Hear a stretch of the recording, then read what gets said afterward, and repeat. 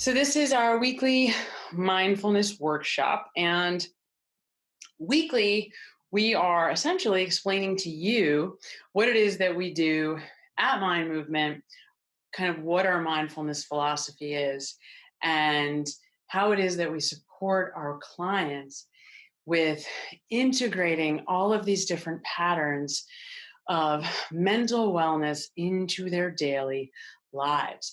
So, this is a mindfulness workshop series where we are teaching how to change, fundamentally make changes. So this isn't, you're going to do a couple of breath exercises here and there and feel a little better and move on. This is for those that are really interested in fundamental change, so that you no longer have to think about, so that you just wake up and are actually happy. And I know that when I say that, a lot of people in my life I've found roll their eyes and, yeah, right, like nobody wakes up happy, don't be ridiculous. And I probably would have said that to me also if you had met me 20 years ago or even 15 years ago. So I get not believing that waking up in a good headspace is even possible. But that's what we do. I mean, that's what we teach people fundamentally to do.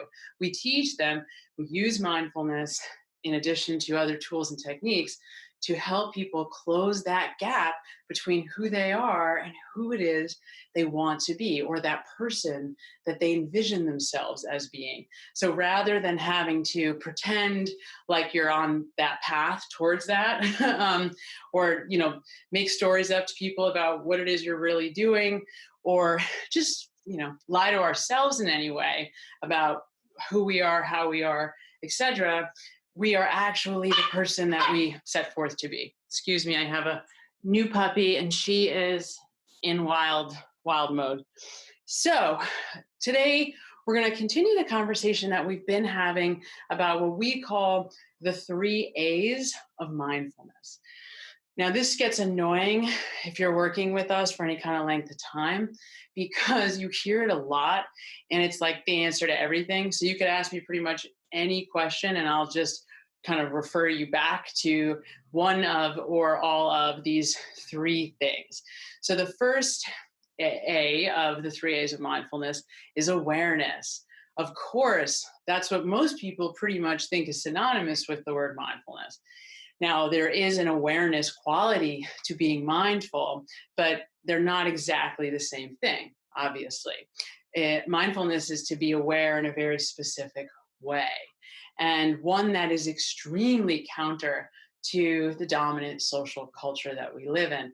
So we live in an achievement currency, which means we're really encouraged to climb that ladder and to kind of get to the next and get to the next and compete, go.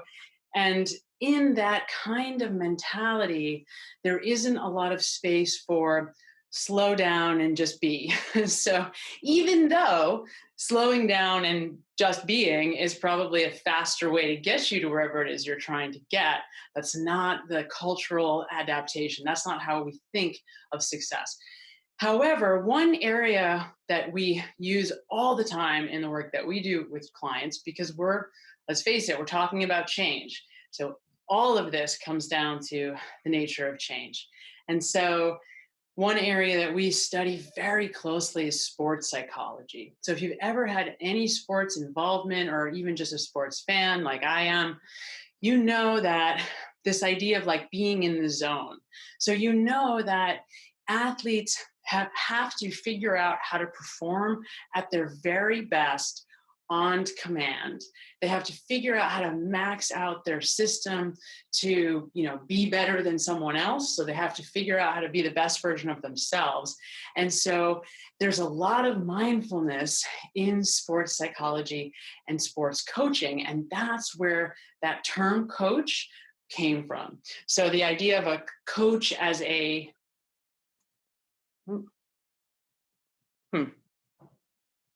That's super weird. I'm on this thing all day. all day I'm on this thing and it never does this. And now it's doing it. It's really out. It's just amazing. It's really amazing. Just amazing. All right. We'll try this again.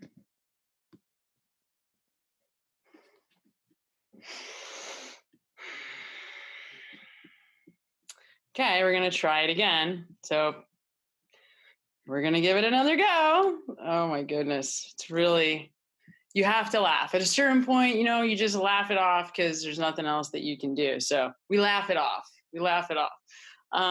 Sorry about any technical difficulties. It's kind of been one of those days. So I'm trying to be easy about it. So 3 A's of mindfulness. What are we talking about? As I said, we're talking about awareness, alignment, and then allowing. So I mentioned a little bit about what awareness is. Awareness means to be able to have a true idea of what's going on here in your thinking. So it's extremely unlikely. So most of us are absolutely not given any kind of, there's no rewards. No one is. We're starting to understand now that mindfulness has something to do with success, because you've got these huge CEOs, the world's most wealthy, successful, famous people starting to talk more and more about mindfulness and things like meditation. And so you're hearing more about it and kind of maybe think, well, there's something in there. So what we do, so I'm kind of a nerd, and I love to study the brain and the body. And so for me, it's all about understanding functionality. What does it mean to be mindful? Because if I'm going to teach somebody else, including myself, if I'm going to teach me or anybody else how to do something, I have to understand it. I have to deeply, has to live in here so that I don't even have to think about it. I can just be it. That's what it's all about. So what we try to do and what I try to do is teach people how to live it, how to be mindful.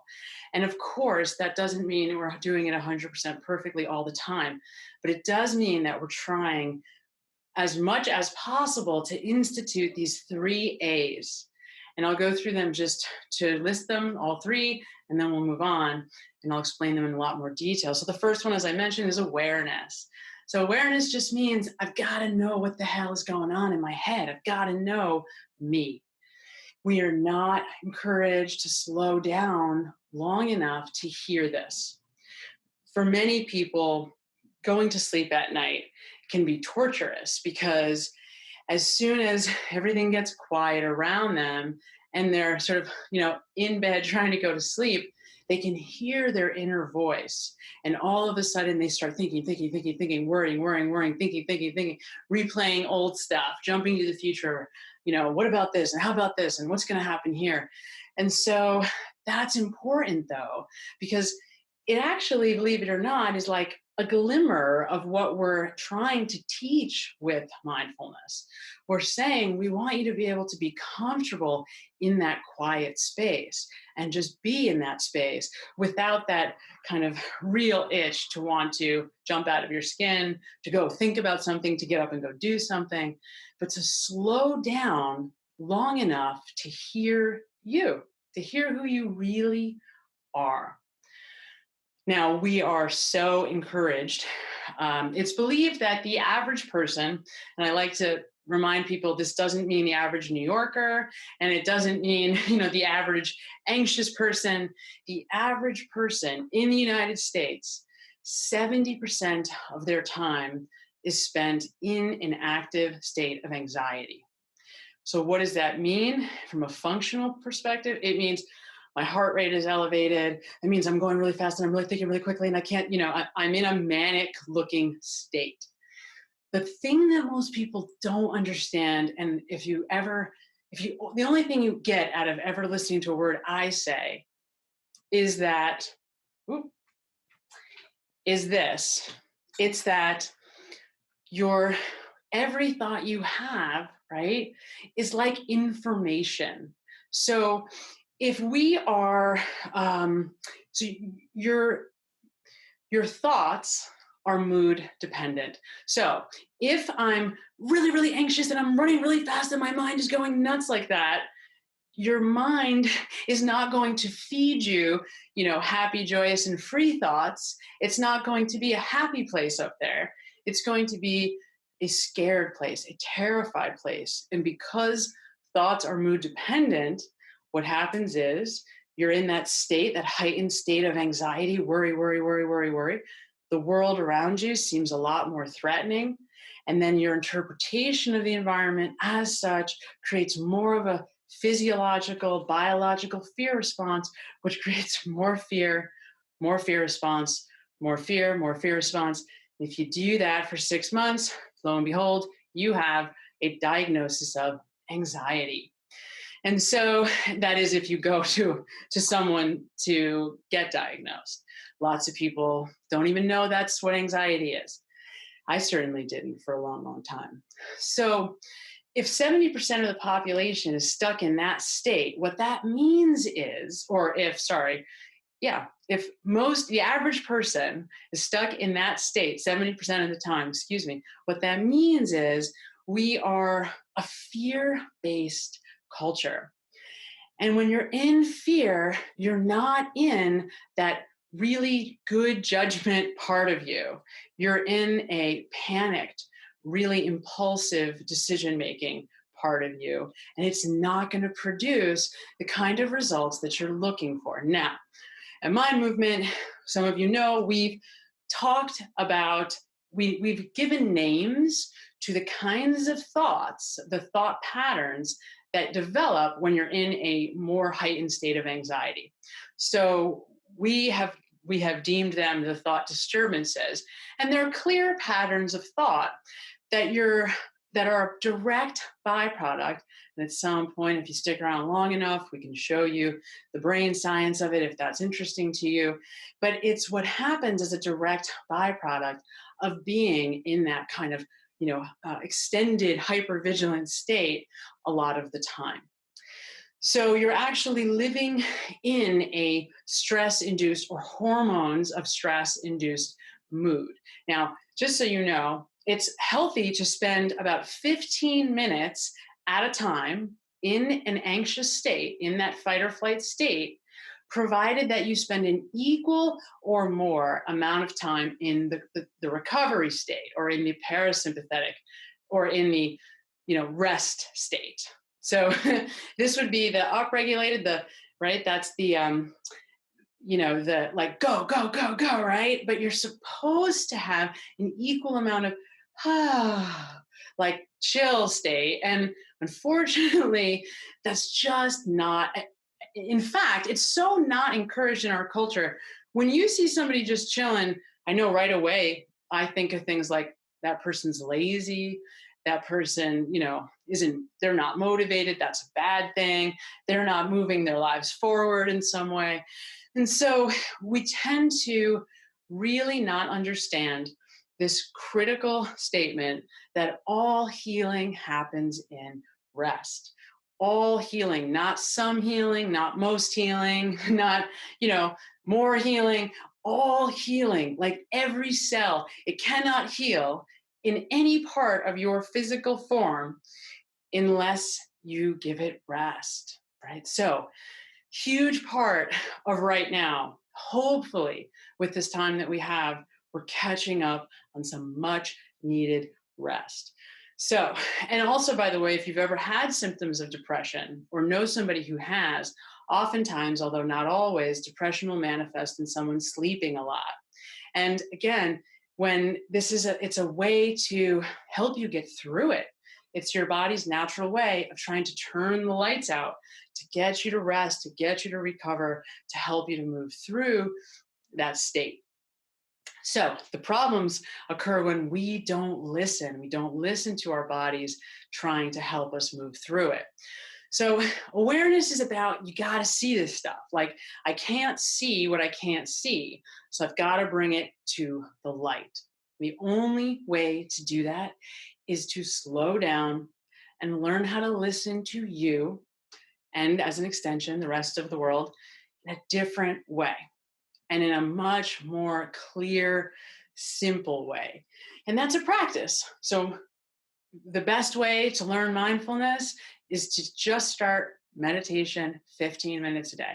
You can do less if you can't tolerate 15 minutes. Do 3, do 2 even. Do 2 guided meditations.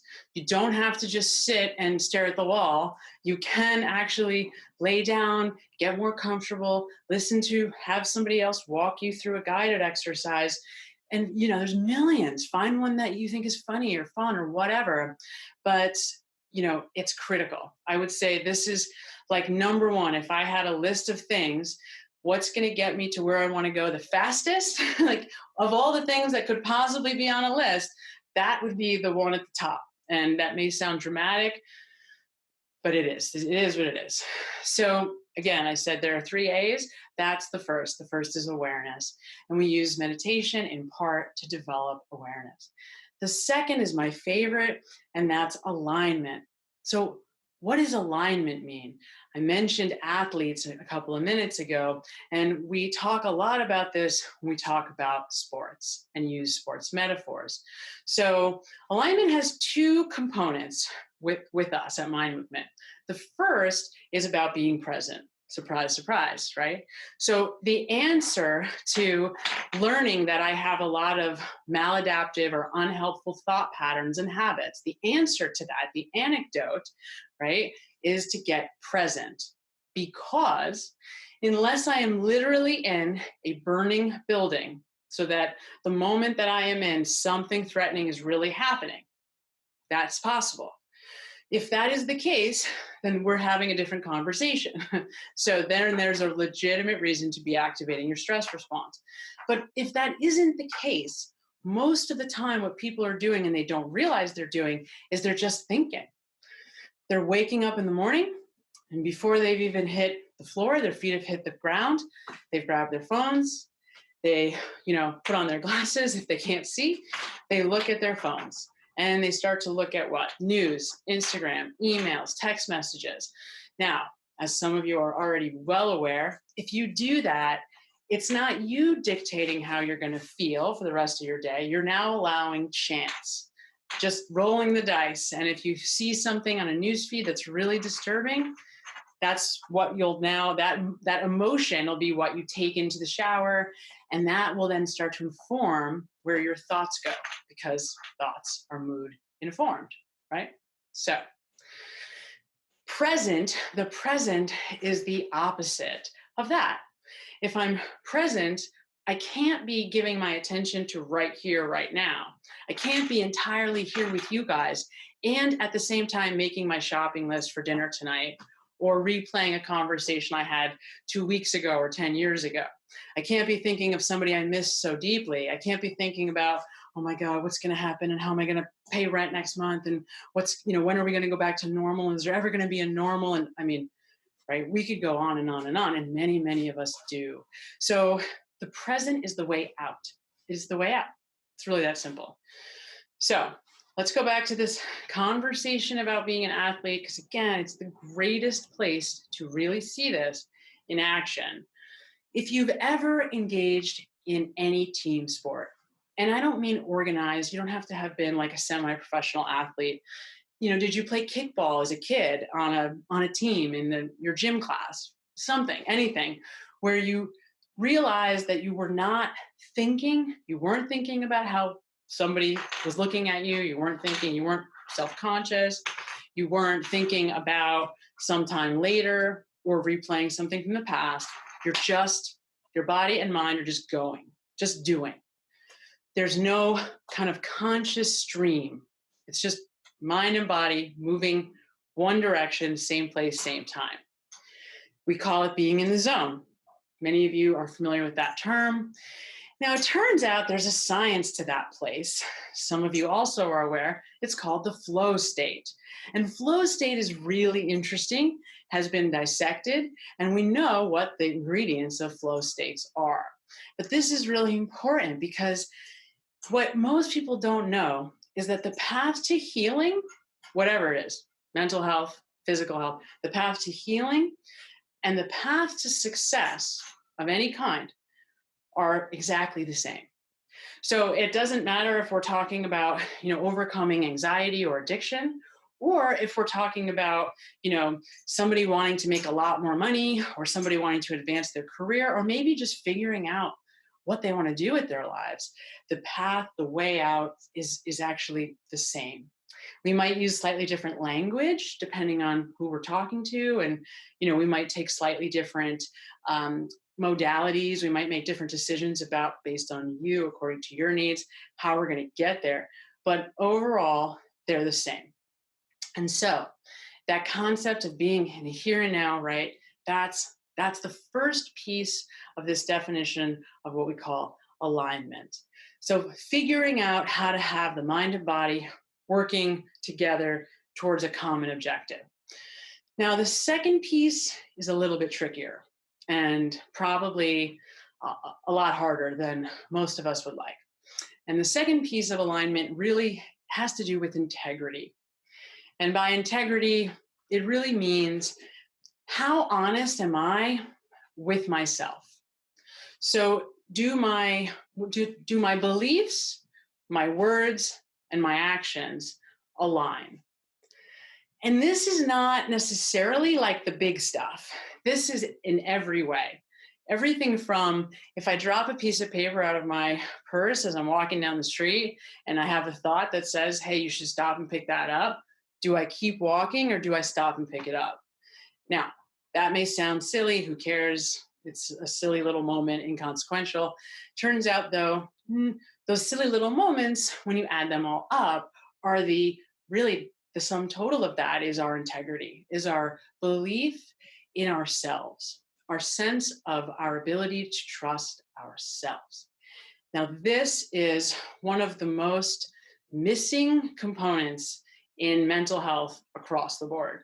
So if you're working in the field and you day in and day out, you're trying to help people who suffer from things like addiction, anxiety, depression, psychotic disorders, whatever, people whose lives often have been put on pause because of their mental health challenges, we working with, these people, we see it. We see the same patterns over and over again. And we see that the number one, or it's sort of like a tie for number one, but among the most pervasive challenges that our population faces is that sense of trust in oneself. And there are a lot of reasons why that has emerged. Largely, though, and it's all very well intended, in fact, we don't want to be at odds with one another. We want to be liked. We want to have a lot of friends. And so we want our family to be harmonious. Nobody wants their parents and their home life as children to be a lot of loud screaming and yelling and disharmony. So the problem is we will often sacrifice a lot of our needs to please a lot of other people. And oftentimes when we don't know what we want, we kind of look for that objective right answer, the truth. Well, what's the right answer? And as some of you know, well, what's the right answer to what should I study in college? Right? Sure, you all can guess, right? You should study finance, you should study medicine, you should go be a lawyer. So we look for right answers, but we do that from very, very early on.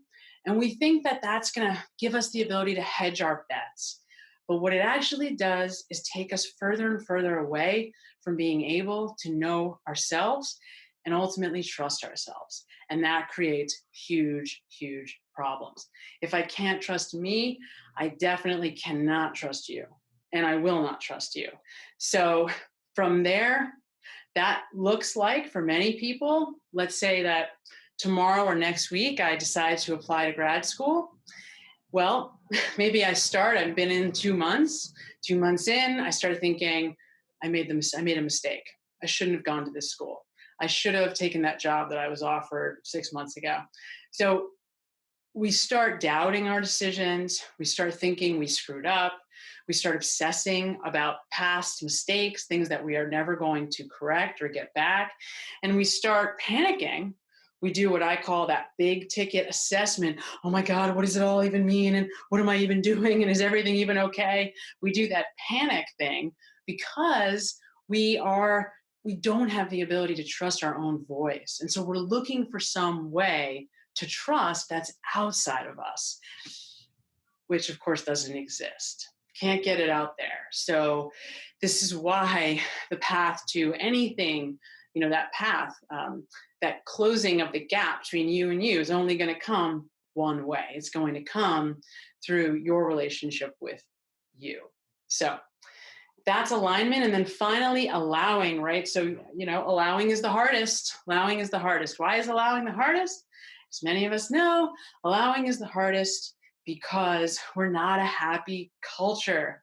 We're not a happy group. We don't think happiness is cool or sexy. We tend to be very harsh on happy people for lots of reasons, some of which are biologically induced. So we look to connect, and gossiping about a coworker is an easy way to connect with somebody. It's an easy way, an easy form of making friends. Commiserating is something that it's an easy thing that people love to, makes them feel connected to one another, and that's really, really important. Obviously, that's survival drive number 2. So allowing yourself to be happy is not easy. It's scary. It can be really challenging to just let stuff go, to just let it go, to just be happy. And certainly right now couldn't be a better example of that kind of situation where we are in an unprecedented and unbelievably tragic, and it's hard to even wrap my mind around even 7 weeks in. And yet, you have to figure out, what's your relationship to this experience? Am I going to sit around and just obsess about what I can't predict is going to happen? Am I going to try to, control every variable of it? Or am I in panic, just every moment? Or am I going to try to do what I can to manage my inner experience, try to make this an opportunity somehow? I mean, it can be. It's all about what you decide you want it to be. As I said, maybe even if it's just an opportunity for you to relax and catch up on some rest, you've won. That's an opportunity that you've taken. So what am I doing with my time? Can I let this be okay, even though it's not okay? So, and that's not, of course, please, my family alone has lost 3 family members on one side of my family, had several family members sick on the other. This is not me, at all dismissing the reality here. It's just, what story am I going to tell? Am I going to let that destroy me in every moment? Or am I going to, be present and ultimately control what I can, which is what's right here and right now? That's it. That's the only control we have.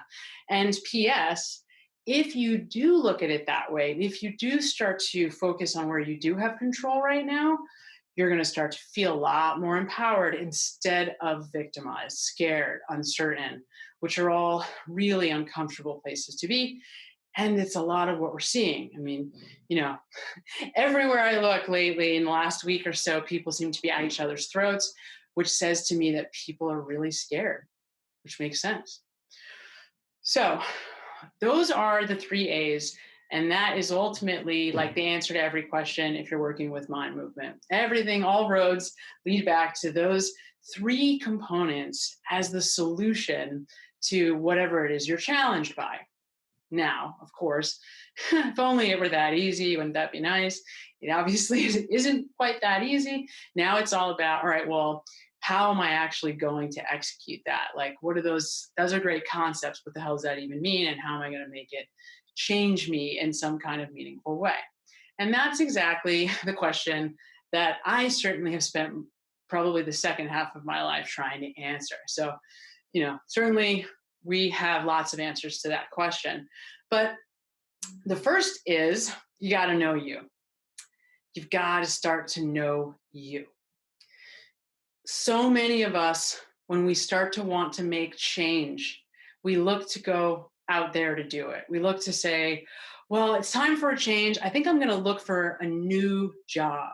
I think I'm going to look for a new apartment, or I'm going to move to another city. I think I'm going to, break up and be in a different relationship or whatever it is. When we look to change, we think right away about how I can change my external environment. So here's the best way I can explain why that is not probably going to work if you really want meaningful long-term change um, in a way that is different from what you have now. So if you're perfectly happy with the way you feel and the way your life is, this conversation is irrelevant for you.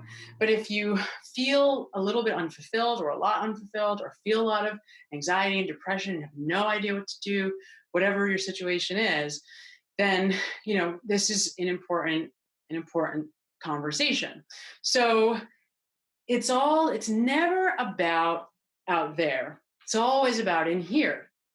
Now, you probably hear that like it's, in nice little inspirational quotes and stuff. And so it's sort of a nice thing to say, but I actually mean it quite literally. So it's just the nature of perception.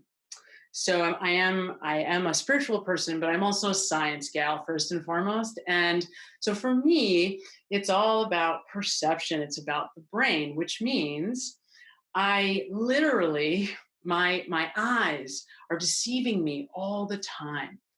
And what I actually see isn't what I think I see. It's more what I believe I see. And that's an important distinction that we've unfortunately not been taught nearly enough.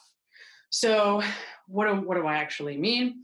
So, what you don't know is that your thoughts and your thoughts, your emotions, your history, your memories, your early experiences, all of that mixed together is like the invisible lens that your eyes, ears, nose, that your senses see, hear, and experience the world through. And that's like a literal filter. I mean, you can't actually see it, but literally there is a filter.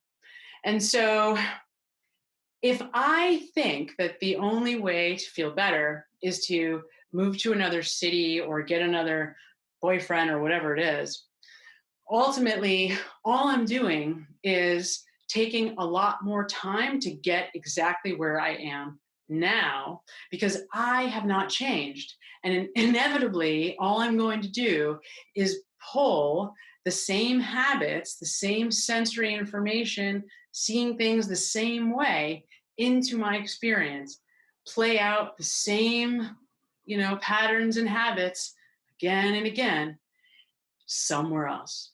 And so what will happen? We'll find ourselves back in the same spot now, only in 6 months, a year, 4 years from now. So I'm not saying, it's bad to go move. I mean, right? Everybody has their own situation and whatever. The point isn't that. The point is if you're looking for answers out there, you probably need to do some searching in here. Now, that doesn't mean I want you to sit down and make a list of all the horrible injustices that you've experienced in your childhood. It's not, that's not what we mean either. We're looking at ourselves today, right now. And we're not looking at the content of our lives. We're not going back in and saying on January, 21st, 2012, this thing happened. And on, December 9th, 1999, this thing happened. No, we're not going back and looking at the details, right? We're looking at how we engage with our lives today, right now, because that's the information that's going to get you the kinds of changes that ultimately you want to see in your lives. The challenge or problems that we're creating and don't know we're creating are happening because of how we interact with our lives, not because of what we interact with. So that's really important. And the magic of that is when you start to do that work, when you start to look at how you are operating, you make those changes subtly, the what changes too, because of the nature of perception. So you don't have to focus on changing the people, places, and things if you're focusing on just doing that work inside, looking at myself and saying, honestly, hey, how present am I? Do I spend a lot of time in my thought disturbances, which we're going to start to move into? Or am I able to be pretty present? How do I know?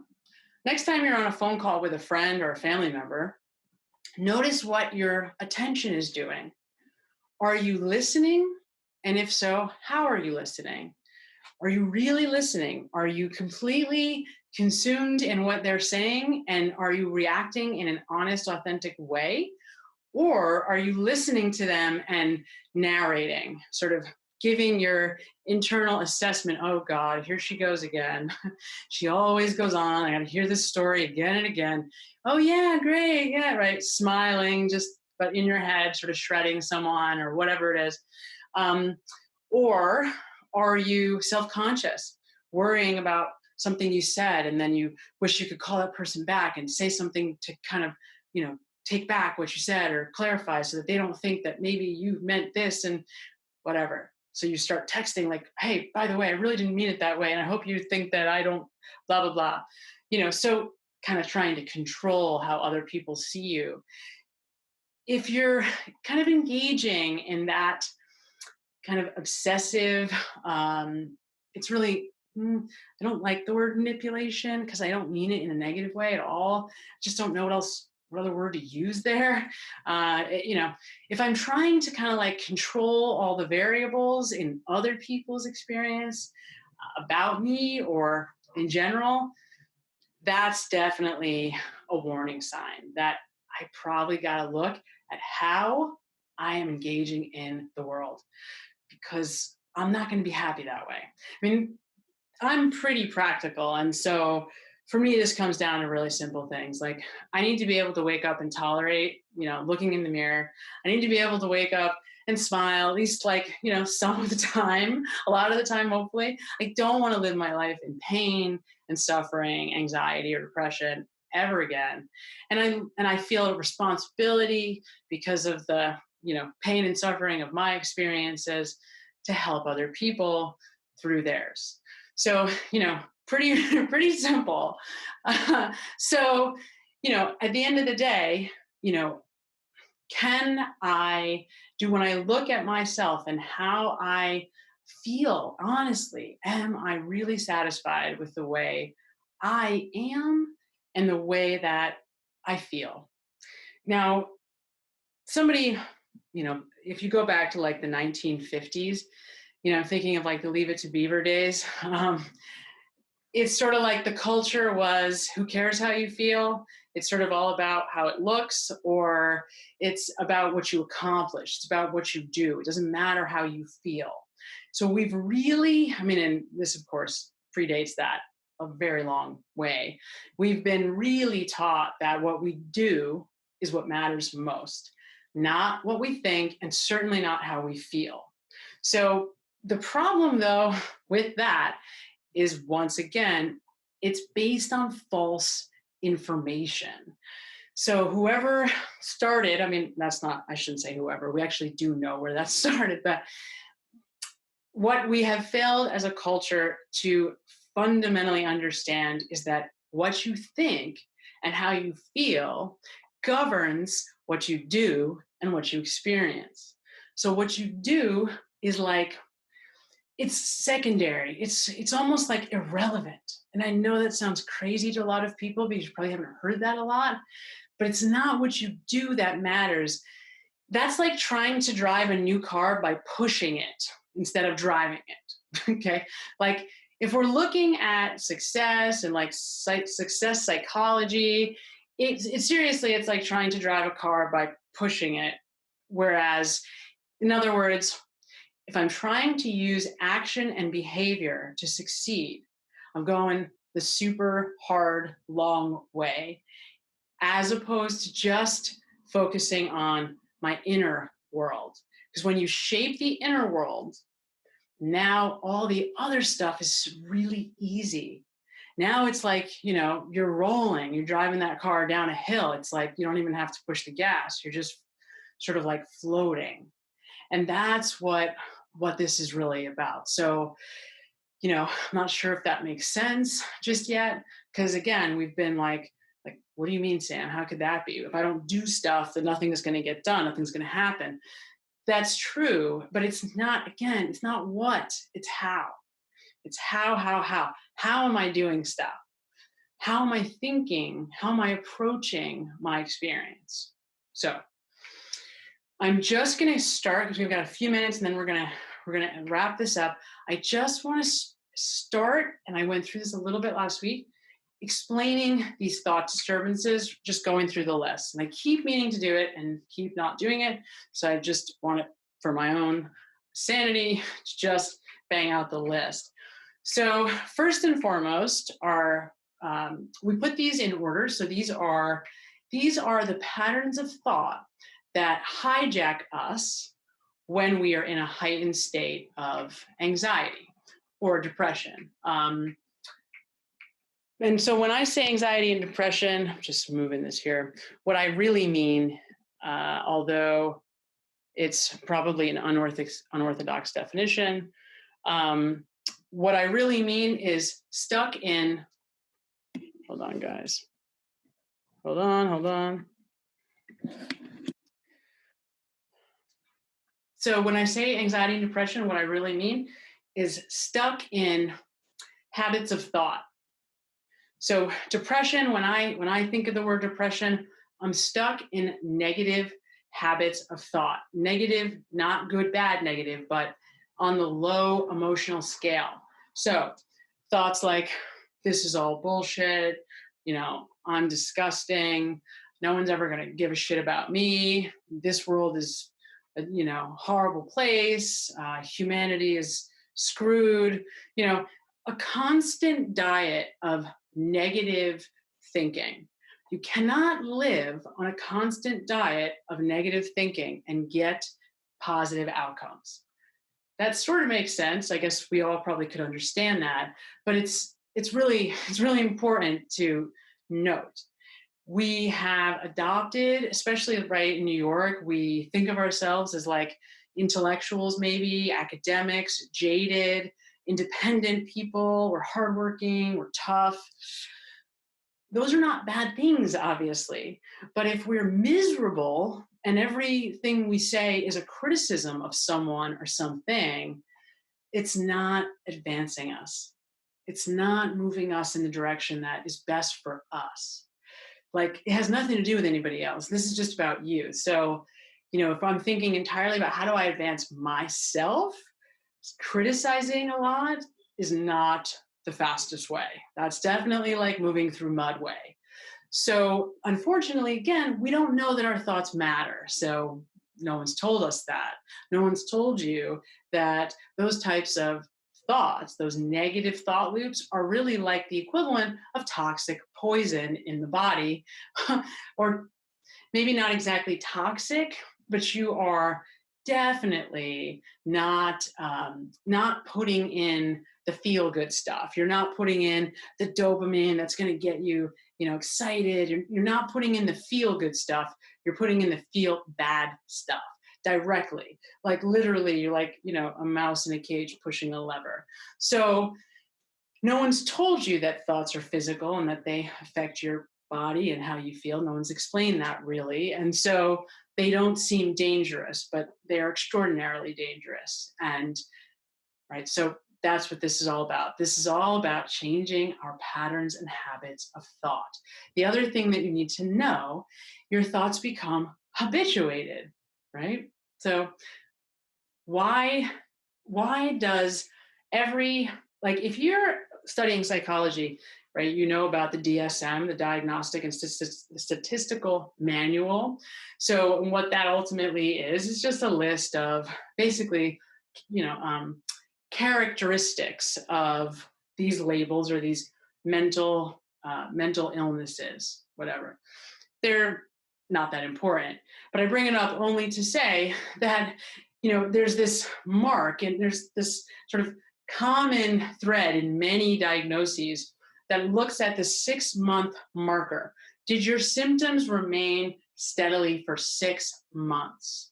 So I think that's really interesting because what is that saying? It's saying that now you have an automated habit, a pattern that is, despite you, happening. So this thing just keeps happening, whether you want it to or don't want it to, whether it's sunny out, whether it's raining, whether your dog passed away or you got married last week, right? It doesn't, it's the same no matter what. And that's really important because most people don't know that thoughts are habit. Like, it is very rare that we wake up and take conscious control over our mind. We mostly just react all the time. We mostly just like, okay, I'll go into the living room. I'll go in the living room, right? What's happening in the living room? We don't know that most of what we're doing is kind of operating on autopilot. Well, why does that matter? Because if you do not have that, if you look around your life, wherever you are right now, look around, right? If you're not extremely satisfied with what's around you, it means that there's something going on in the inner experience, in your inner experience, that could probably be tweaked to create a lot more of a fulfilling experience. Well, how do I know that? Because of everything we've already talked about for the last 40, 50 minutes. Because if whatever I look around and see is not about what's real, it's about what's real to me. And so if I'm unfulfilled, I'm unfulfilled, right? Following me? So it means that there's some cleaning up that I can do in my inner game. But here's the great news. That's all in your control. All of it you can do. You have full say, complete authority over the inner game. Now, because a lot of it has been habituated, it's not easy to get started.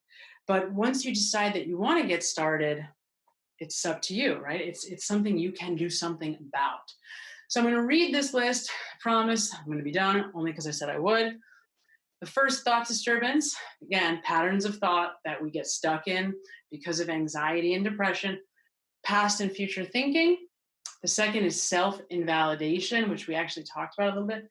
The third is self-consciousness, worrying about what other people think.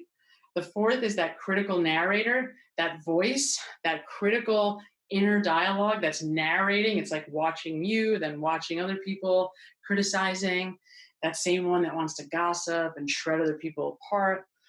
The fifth is the competitor, that competitive part of me that wants to as soon as someone's standing next to me, I want to walk faster than them or whatever it is, that part that wants to constantly compare and then take score. So again, we're not saying competition is bad. We're saying that voice, that competitor voice, can be very dangerous.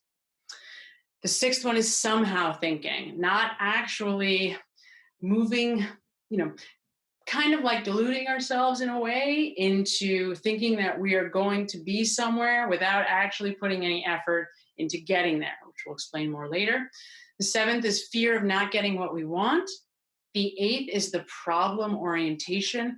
That means waking up and immediately scanning your brain pretty much all day for a problem. Like, what's the worst thing I can think of to try to fix? So we get in this kind of fix it mode where we're just a crisis manager all day long. All we do is look to just fix whatever mess is in front of us. The ninth is the victim mentality, which we talked about a little bit. That's not exactly what it seems. The victim mentality is not the poor me, not at all, in fact. It's more, as I mentioned, the world has given me or dealt me a shitty hand. And if only everything were different, then I could be happy. So in order for me to feel good, you need to change what you're doing. You're not wearing a mask. you need to change for me to feel safe. So I'm going to scream at you from across the street. Um, we see it a lot in love relationships. I mean, it's rampant there, really obviously. Roommate situations. You didn't do the dishes. It's driving me crazy, and I can't be happy until I force you, with a lot of passive aggressiveness, to do the dishes. So the victim mentality is all about thinking that our center of control is in out there, like I'll be happy when the exterior is good or the way I want it. And of course, that's not how it goes. So, and then lastly, the limitation mentality, which is painful, tragic. And that is, it's settling for what we think we can have rather than for what it is we really want. So that's just kind of a brief summary of them, but those are what we're going to be talking about. Those are the kinds of habits that we get stuck in. And here's that thing about awareness, like once you can see them, once you know that they're there, now you can hear them right away, really easily. Like I know if I'm in my critical narrator, I know right away, like, oh, if I'm shredding somebody apart, watching them walk down the street, that's definitely information that I now have about how I'm doing, that's feeding back to me in real time. And that gives me the opportunity to decide if I want that to continue. I can decide that to say, screw it, I'm just going to continue to be, angry and critical, or I can make a different choice. This happened to me today. I was picking up my daughter, dropping her off at her dad's. On my way home in the car, I was doing the road rage thing and raged out for like a minute. My heartbeat started to kind of, race. And then I saw it and said, all right, do I want this to continue? Sam, do you want this to continue? Like, just know you can continue down this raging out mode, but you'll pay the consequence. So make a choice. And I actually took a few minutes. I might have even pulled over, or I found a parking spot, and calmed myself down. Just sat there, the car running and doing some breathing to calm down. And I forgot about it right away. So why? Because I want my life to be peaceful and happy. And I really don't want to weigh myself down with stupid, really meaningless garbage. That's why. So it just goes better. I'm a happier person, and everybody else is thankful for that as well, because it's not fun to see me, right? Explosively angry. So I think you guys get it. And that's what we're going to be talking about next week. We're going to be going backward a little bit to where we were last week. We started talking about past and future thinking. I mentioned it a little bit here. And then next week, we'll get to these thought disturbances. I hope this was helpful for you. It's an honor to be able to speak to you guys and teach what I've learned. And if you're interested in addiction, tomorrow night, 6:00, you definitely don't want to miss it.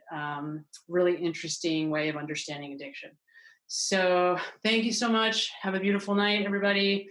Be safe and be well.